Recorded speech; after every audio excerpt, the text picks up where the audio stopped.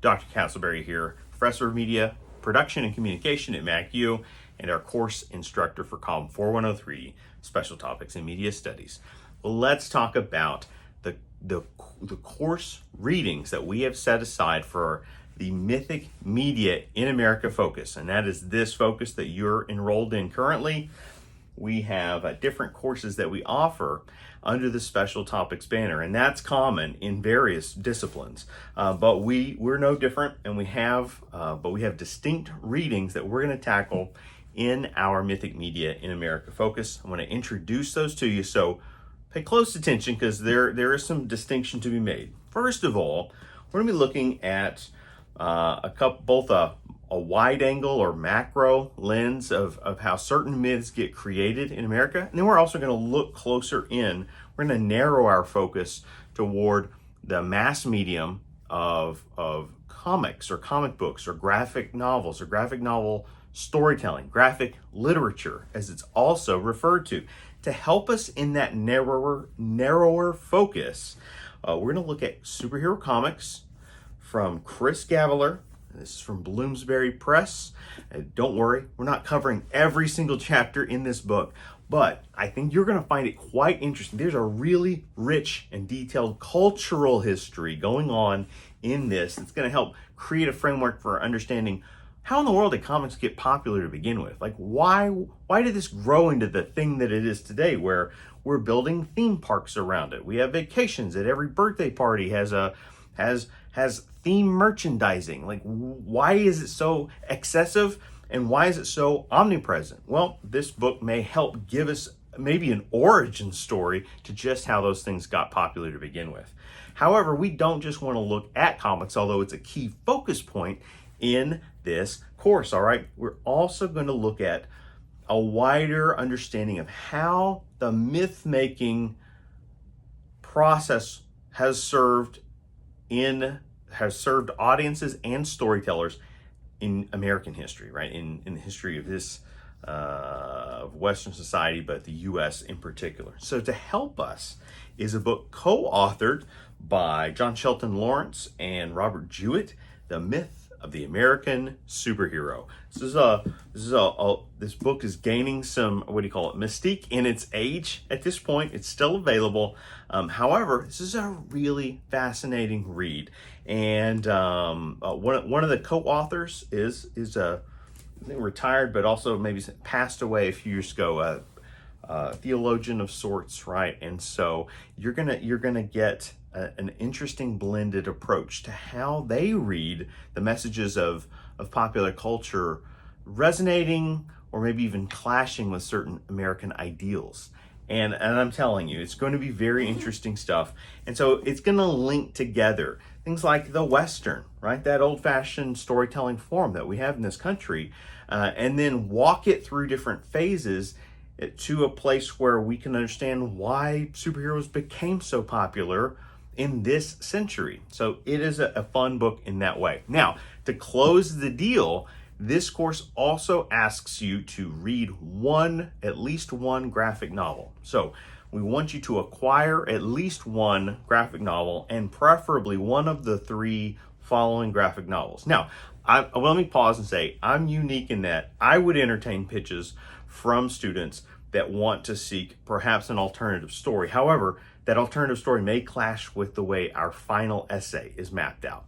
So if you're following the course in the traditional sense, we're asking that you acquire one of these three texts to read, and we have some supporting materials we're going to be sending you to help you process and absorb and consider these at a deeper level. All right, so each of these is a graphic novel. We're not asking you to read three, although we invite you to.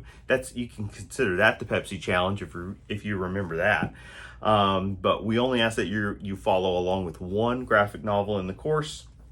This is the originator. This is how we started the course. So a lot of the language in the course shell speaks about this book in particular. But this is Frank Miller's The Dark Knight Returns. It was a 4-part comic book, kind of a limited story, released in 4 parts, but then it became collected into a single volume. So that single volume is what we call a graphic novel. And so it is words and pictures, all right? telling a story. This was written in the mid-'80s. This was written in 1986. Somewhat of a volatile time in American cultural history. So it's really interesting in that way. But you have probably encountered echoes of this book in its types of translations, and we're going to talk about that, right? So things like the Tim Burton Batman movies, or even Christopher Nolan's super popular The Dark Knight trilogy, and especially that middle entry, the Dark Knight film. And so the goal would be that you're reading one of each of the 4 parts each week in the course, to culminate in being able to compare it to one of the film versions or variations. Second, we have also materials to support if you want to choose the other end of the superhero spectrum. If you're a Marvel fan, and lots of students over the years say they are, then we encourage you to acquire Civil War.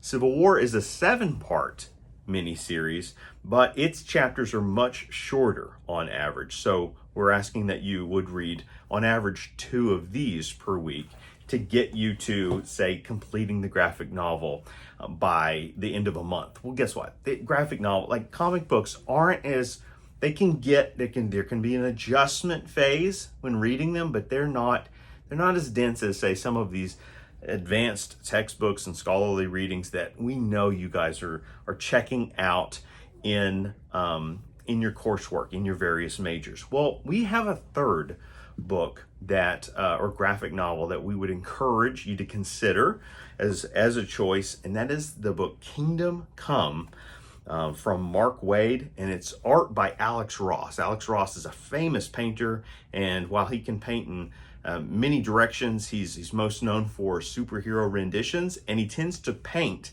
in almost a Rockwellian portrait style. There's a realism to his artwork that is absolutely staggering.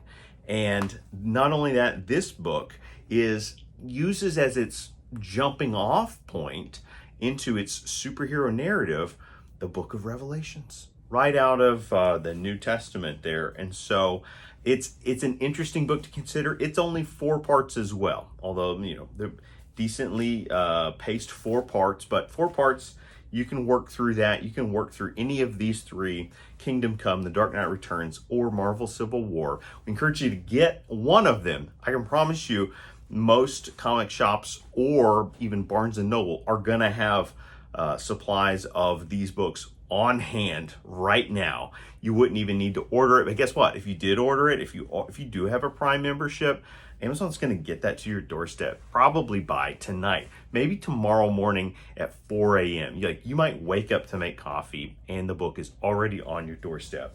So I know it can be tight on the budget. We're just asking you to invest in one, but definitely you need to acquire one of those graphic novels, because so much of the conversation and so much of the course momentum is going to be about drawing from those materials especially. That's a look into our readings. Thank you for your patience as I talk through and explain those, and I'll be back with more information about the class.